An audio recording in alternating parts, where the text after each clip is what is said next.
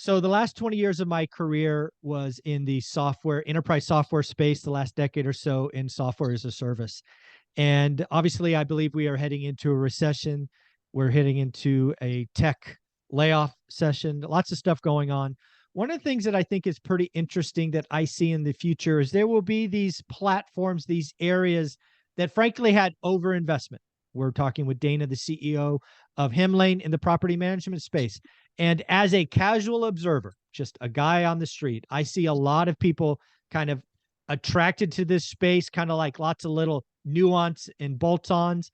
And I got to tell you, in an environment where consumers, customers, enterprises will be looking at their monthly spend, you're going to see a lot of people cut back, cancel subscriptions, and there will be a lot less property management providers, and I use that term loosely because I don't know what they call themselves, Yeah. in the future. So you've got to be very careful who you're betting on. If you're having a platform for customer service, which are your tenants, and they're not long for this world, that could be a problem for you. So I thought we'd have a conversation with Dana, who's in the mix all the time, and see what's going on in this space. How you doing, Dana? I'm great. Thanks for having me again. For those of you who haven't tuned into Michael and my episodes here, one thing I will say is being in technology and being in the software space, especially for landlords, I see there's hundreds of landlord softwares out there. And it's really interesting. When we started, there were a lot more that are no longer around today. Yeah. And there's a couple of reasons for that. The first I would say has to do with SaaS in general. About 20 years or 10 years ago, I should say, it was much more difficult to build a software platform for landlords. And so you just had fewer of them, and not a lot of competition in this totally green market. Today, anyone, Michael and I could probably go through and hire some engineers on Upwork, and this is us without tech backgrounds, and go and build a landlord platform for rent collection or anything else. Why is this important? Well, I think there's a lot of noise out there. There's a lot of softwares that have started in the last 3 to 4 years. And when they started these landlord softwares, property management softwares, they started when the market was hot. They got some funding for it. But everyone knows the WeWork story of, hey, your margins don't make sense. For majority of these softwares, their margins do not make sense, where they lose money for a customer. So let me give you an example. If you are using a landlord software that has free rent collection, they are losing money, because bank to bank transfers, and believe me, we've had some incredibly smart people at Hemlane from incredibly smart schools deep dive into this like 5,000 times. To do ACH bank to bank processing, it starts at almost $2 per transaction.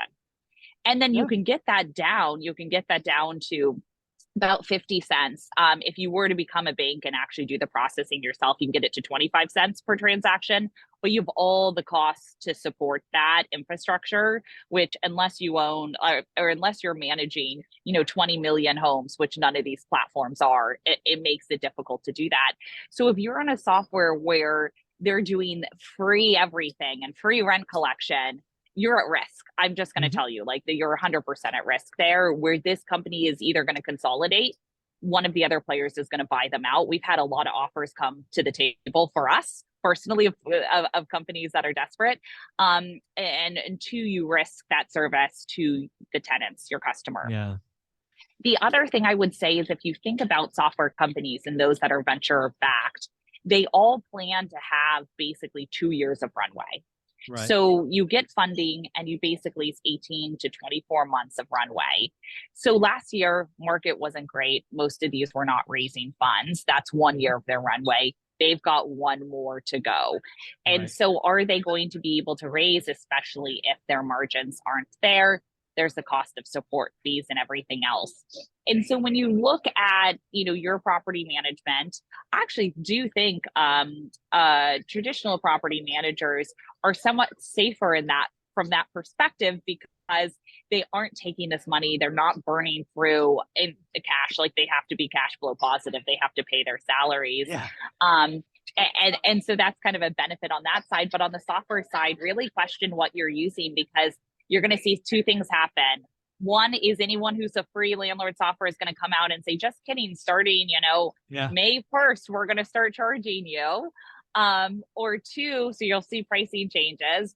Or two, you're going to see a consolidation where that company consolidates with another one and they say, oh, we got acquired. Well, that wasn't really an acquisition. That was a almost desperate sale in That this was a type of mercy market. killing. Yeah, Yeah. yep, Yeah. exactly. So Yeah. really, I mean, it's with everything. We spoke about it earlier today with your own jobs, your own careers. How do you take control of that? How do you can take control of your properties and your property management as well? Yeah, what I would tell somebody using consumer products today, if you're using a SaaS product today and it's free, or you just know that the company's not making money on what you're using, that platform's going to go another direction, right? Yep. We lived in an environment where money was essentially free and risk was zero.